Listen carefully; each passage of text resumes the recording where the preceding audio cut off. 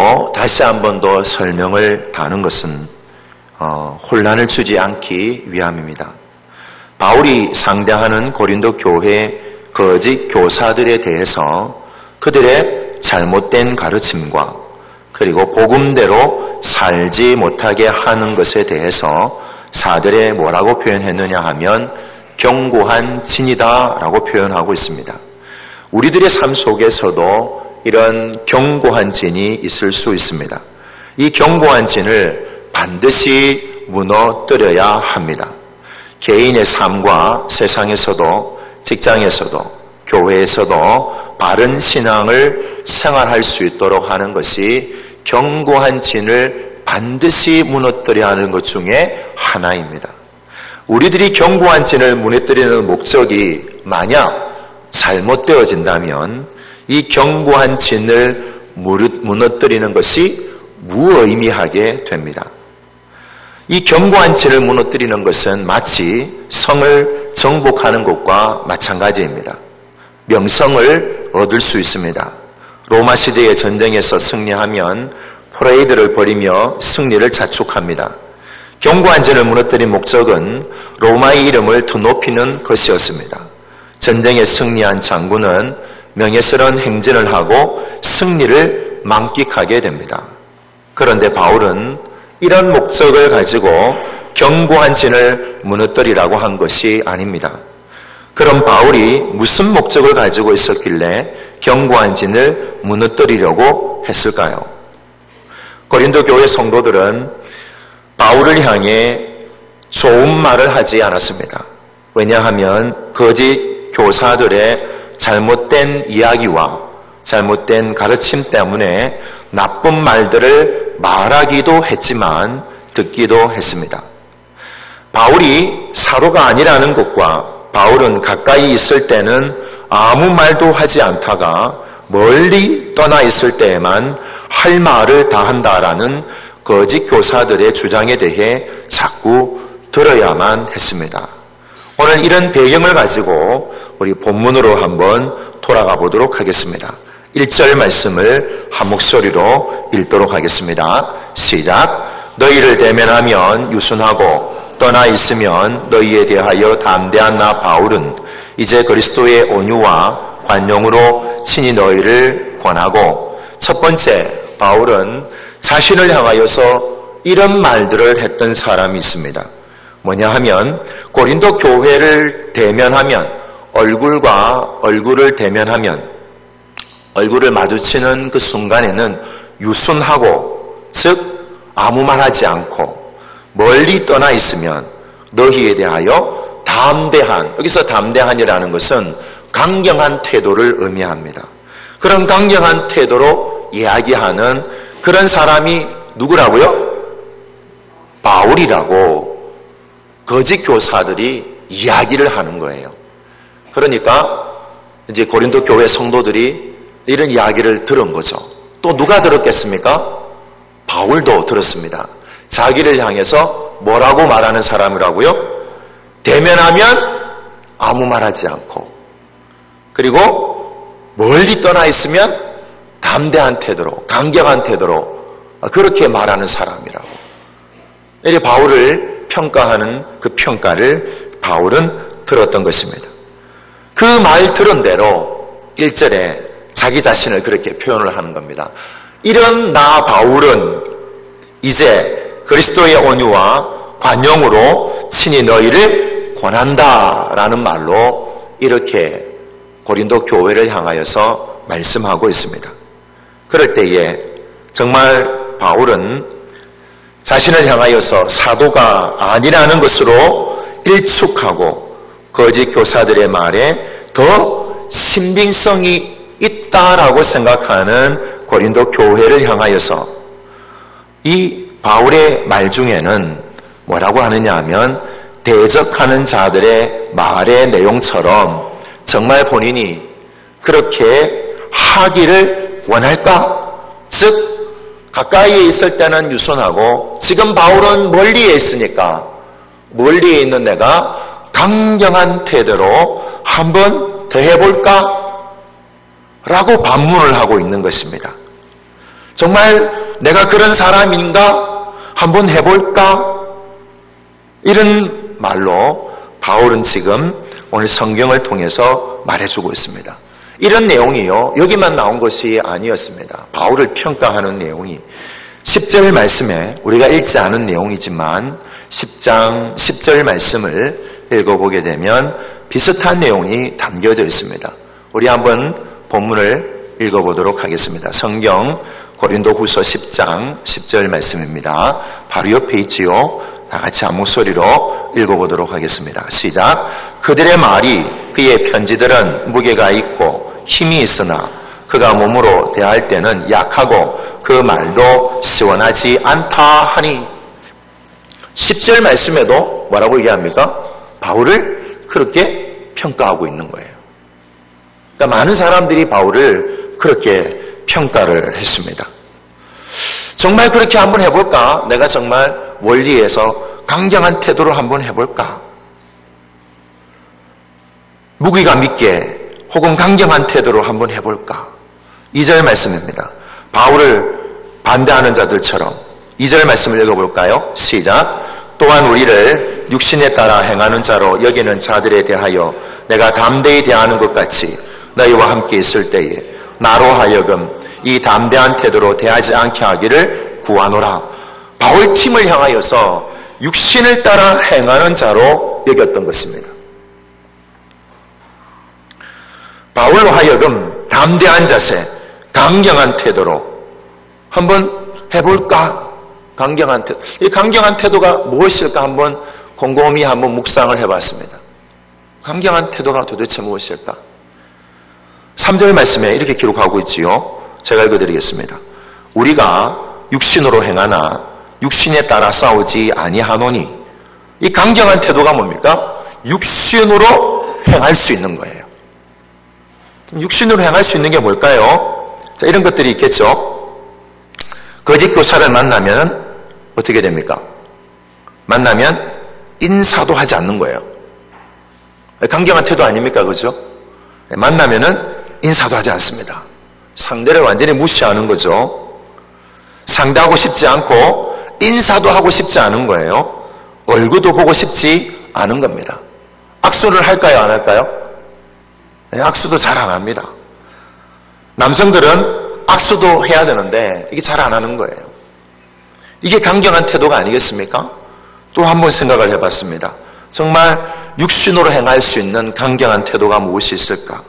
내가 비방을 받았다면 어떻게 해야 육신으로 행하는 강경한 태도일까요?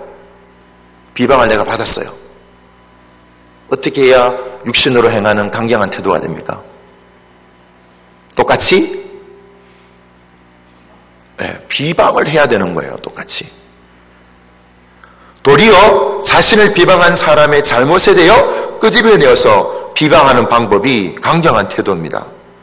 비방은 비웃고 헐뜯는 말을 여기저기 퍼뜨리는 것입니다. 하지 않은 말을 했다고 하고, 물건을 샀는데 무슨 돈이 그렇게 있어서 그런 물건을 샀느냐고 그렇게 뒤에서 비방하는 말들을 강경한 태도로 육신으로 행할 수 있는 자세로 대할 수 있는 거죠. 모멸감을 받았어요. 내가 모멸감을 받았으면 어떻습니까? 모멸감 여러분 받아보셨습니까? 제가 모멸감을 받아본 경험이 글쎄요, 이 자존심이 무너뜨리는 경우를 당하면은 이 모멸감을 좀 당하지 않습니까? 그래서 뉴스에 보면 이런 게 나옵니다. 주차장에서 주차원이 뭐 좀 실수를 했어요. 근데 이 주차하는 사람이 문을 열고 나와가지고는 기사대기를 때리고, 그리고는 무릎을 꿇려놓고는, 그리고는 사죄를 받으면은 이 사람이 지금 무엇을 당하는 거예요? 주차 요원이요? 모멸감을 당하는 거죠. 항공기에서 서비스 받은 땅콩 때문에 대한항공 기장 이게 큰 소리 쳐가지고 명령해가지고는 다시 돌아가자. 그리고는 사무장을 강제로 비행기에서 내리게 하는 거. 이렇게 하면은 그 사무장이 뭐가 됩니까? 모멸감을 당하겠죠. 이런 모멸감을 당하면 어떻습니까? 육신으로 행하는 강경한 태도를 받으면 나도 똑같이 뭘 해야 돼요? 모멸감을 줘야죠. 또 하나를 생각을 해봤습니다. 내가 욕을 먹었어요. 욕을 먹었으면 이 육신으로 행하는 강경한 태도로 하면 어떻게 됩니까? 욕을 안 먹어보셨군요. 쌍욕이라고 할 수 있습니다. 쌍욕. 숫자 18, 이렇게, 아이들이 주로 얘기하는, 운동화 신발끈, 이런 거. 그리고 개 아들, 이런 얘기. 그 다음에 10개의 아들, 이런 거. 이런 세상의 욕들을 우리는 듣게 됩니다. 제가 많이 순화시켰죠, 그죠? 네, 많이 순화시켰습니다. 강대상인데 욕을 할 수 없잖아요. 그래서 이런 욕을, 쌍욕을 받으면은 내가 강경한 태도로 내가 육신에 행하는 것처럼 똑같이 하면 나도 어떻게 해야 됩니까? 내 입술에 뭘 대야 돼요? 똑같은 욕을 그냥 똑같이 해줘야 됩니다. 여러분 보면은 인터넷상에 보면 왜 전화 상담하는 요원한테 막 욕하니까 상담원도 이상한 욕 막 다 하잖아요. 이런, 요즘 들어보셨습니까? 안 들어보셨군요. 안 들어보시는 게 좋습니다. 상대에게 받은 대로 돌려주는 것이 바로 뭐예요? 육신으로 행하는 강경한 태도인 거예요. 이 바울은 지금요, 나를 그렇게 자신을 향하여서 그렇게 얘기하는 거예요. 가까이 있을 때는 아무 말 안 하고 유순하게 하면서 멀리 떨어져 있을 때는 담대한 태도로, 강경한 태도로 말하는 이 바울. 그러니까 바울이 뭐라 그래요? 그래, 한번 해볼까? 내가 강경한 태도로 한번 해볼까? 이것이 첫 번째 자세였습니다. 두 번째 자세는 뭐냐 하면 1절인데요. 1절 하반절에 나와 있는 건데 우리 다시 한번 1절 읽어보겠습니다. 다 같이 시작. 너희를 대면하면 유순하고 떠나 있으면 너희에게 대하여 담대한 나 바울은 이제 그리스도의 온유와 관용으로 친히 너희를 권하고, 담대하고 강경하게 대하기보다 바울은 반대하는 자들을 말하는 것처럼 행동하는 것이 아니라 무엇으로 대하겠다고요? 그리스도의 온유와 관용으로 친히 너희를 권하겠다라는 것입니다. 바울의 두 번째 자세입니다.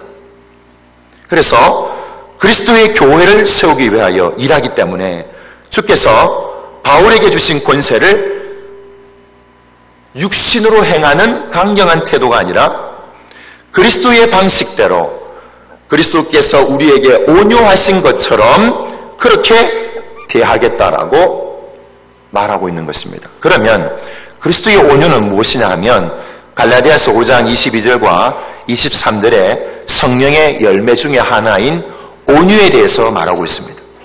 헬라어로는 프라우테스라고 말합니다.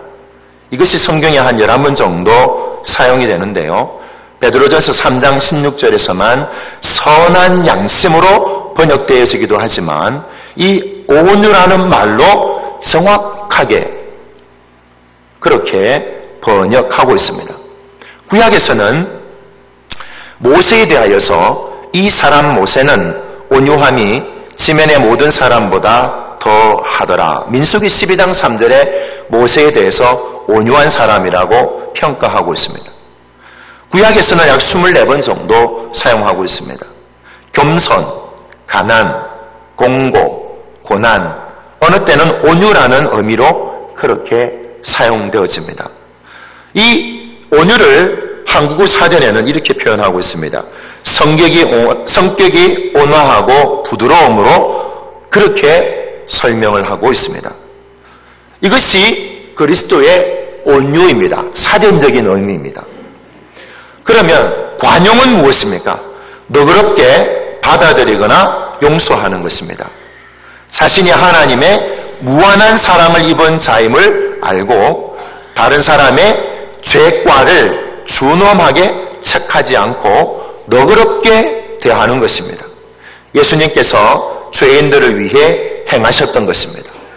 예수님께서 죄인들에게 무엇으로 행했습니까? 가늠한 여인이 현장에서 붙들려 왔어요. 예수님께서 준엄하게 대하셨습니까? 온유와 관용으로 대하셨습니다.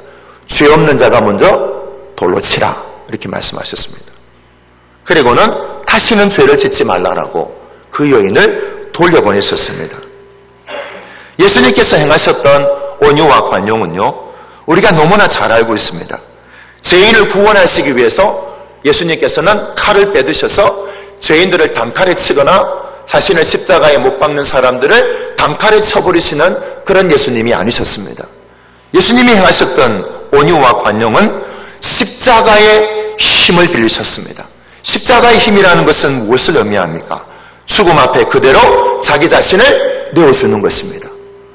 죽음, 십자가를 질 수도 있고 안 질 수도 있습니다. 우리 예수님 능력이 없었습니까? 우리 예수님 능력이 있었습니다. 생선 2마리하고 보리떡 5개로 몇 명을 먹였습니까?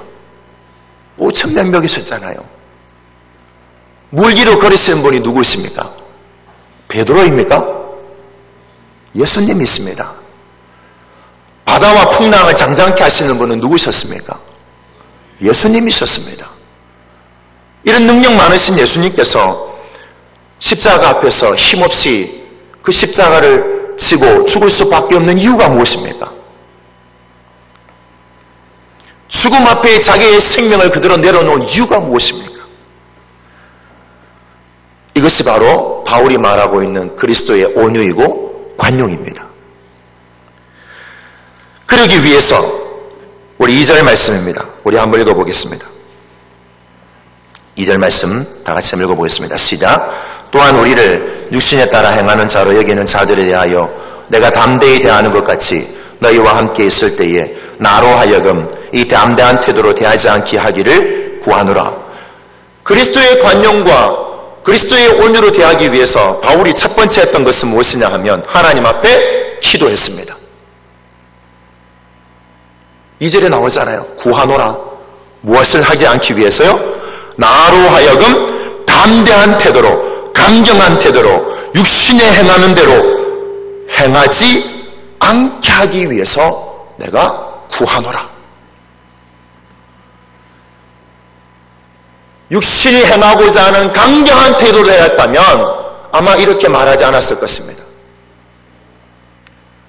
바울은 먼저 하나님 앞에 이렇게 기도하고 있습니다. 담대한 태도로, 강경한 태도로 대하지 않겠다고 하나님께 기도하고 있습니다. 여러분, 하나님께 기도하고 계십니까? 그리스도의 온유와 관용으로 한 성도를 대하고 그리고 견고한 진을 무너뜨리려면 우리는 세상에 육신으로 행할 수 있는 강경한 태도가 아니라 오늘 바울이 얘기하고 있는 그리스도의 온유와 관용으로 상대를 대해야 될 필요를 우리에게 말씀해 주고 있습니다. 그런 준비를 하고 계십니까? 아니면 육신으로 행하는 강경한 태도로 하고 싶으십니까? 저는 소망합니다. 오늘 이 자리에 앉아 계신 우리 모든 성도님들께서 그리스도의 온유와 그리스도의 관용으로 한 사람 한 사람 대하시기를 간절히 소망합니다. 그러려면 우리는 기도해야만 합니다. 기도해야만 합니다.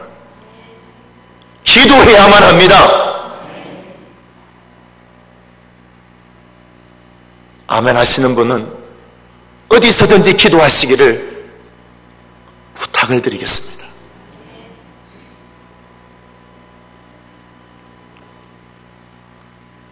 집에서, 교회에서, 직장에서 어디에서나 기도해야 합니다. 마귀와 사단은요, 어디에선지 우리를 시험에 빠지게 만듭니다. 쉽게 육신으로 행할 수 있는 강경한 태도로 대할 수 있습니다. 하물며 부부라 할지라도 싸우잖아요. 친척과도 싸우기도 합니다. 가족과도 싸우기도 합니다. 부부싸움 하면은 누가 제일 먼저 화해를 해야 할까요? 착한 사람이 먼저 해야 됩니까? 할렐루야! 할렐루야! 착한 사람이 그리스도의 온유와 관용으로 내가 잘못했어. 나를 용서해줘라고 안 받아주면 뭐까지 내야 됩니까? 벌금을 내야 되죠. 잘못했으니까 벌금을 내서까지 용서를 구해야 됩니다. 빨리 화해를 해야 되겠죠. 저도 부부싸움하고 설교를 준비하면 설교 준비가 안 돼요. 저 목사 부부싸움 안 하는 것 같아요? 아닙니다. 저도 사람이기 때문에 싸웁니다. 그래서 부부싸움 하면은 설교 준비하려고 딱 앉으면요, 싸움 있는 장면만 생각이 나요. 아무것도 생각이 나지 않습니다. 그러면 제일 먼저 해야 될 게 뭘까요? 화해하러 가야 됩니다. 제일 먼저 잘못했다라고 살살 빌어야 되겠죠. 안 빌어보셨어요? 빌어보셔야 돼요. 잘못했다고 용서해달라고 이렇게 빌어보셔야 됩니다.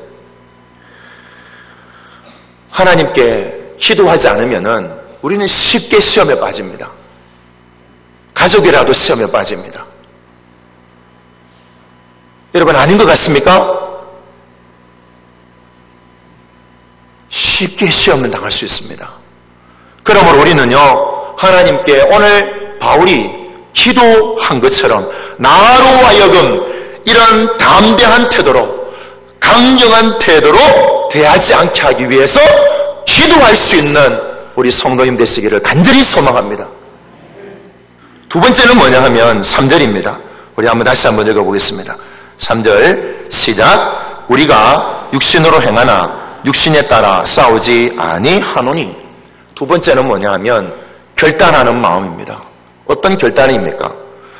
우리가 육신으로 살지만은, 그러나 육신에 따라 싸우지 않겠다라는 결단이 필요한 겁니다. 이런 결단을 하지 않으면 나도 쉽게 육신으로 싸울 수밖에 없어요. 이미 마음으로 한번 해보겠다라고 다짐을 하면요, 정말 해봅니다. 여러분 한번 생각해 보세요. 그래, 어디 한번 두고 보자 하는 사람, 무서운 사람 없겠지만 그래도 조금 찌끔하잖아요. 사실 두고 보자 하면 언제 또 뒤통수 칠지 모르고 언제 또 와가지고 나를 모욕할 수도 있고. 우리는요, 하나님 앞에 내가 마음으로 한번 해보자 이것이 아니라 내가 그리스도의 온유와 그리스도의 관용으로 내가 대해야 되겠다라는 결단함이 필요한 줄로 믿습니다. 그리스도의 온유와 관용은요, 십자가를 지는 것이었습니다. 자기 자신을 죽이는 것이었습니다. 내 마음과 생각을요, 십자가 앞에 내려놓는 것이었습니다. 그래서 오늘 바울은요, 육신으로 행하나 육신으로 따라 싸우지 않겠다라고 다짐을 하고 있는 것입니다.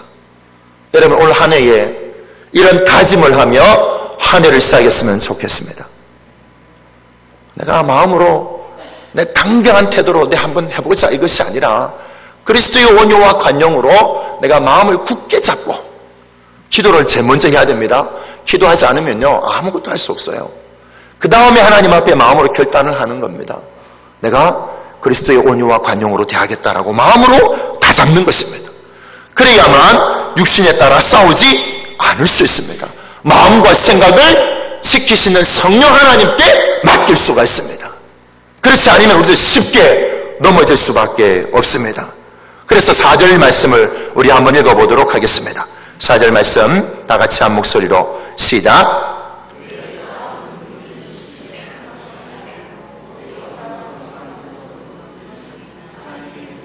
이 하나님의 능력은 고린도전서 1장 18절에 이렇게 말하고 있습니다.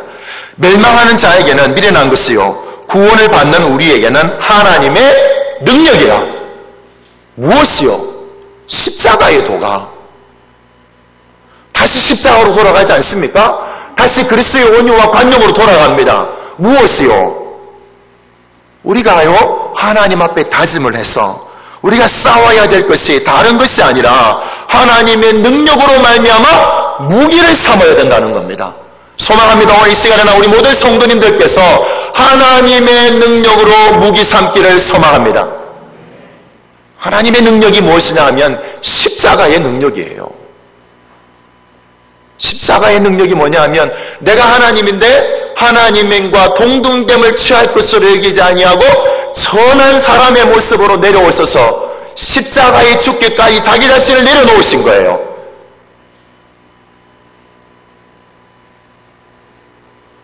자기 자신을 내려놓아야 되는 것이 십자가의 도입니다. 자기 자신을 죽이는 것이 십자가의 도입니다. 이것이 하나님의 능력이에요. 그러나 십자가의 도가 무엇인지 모르는 사람들에게는 무엇에 불과합니까? 미련한 것에 불과합니다.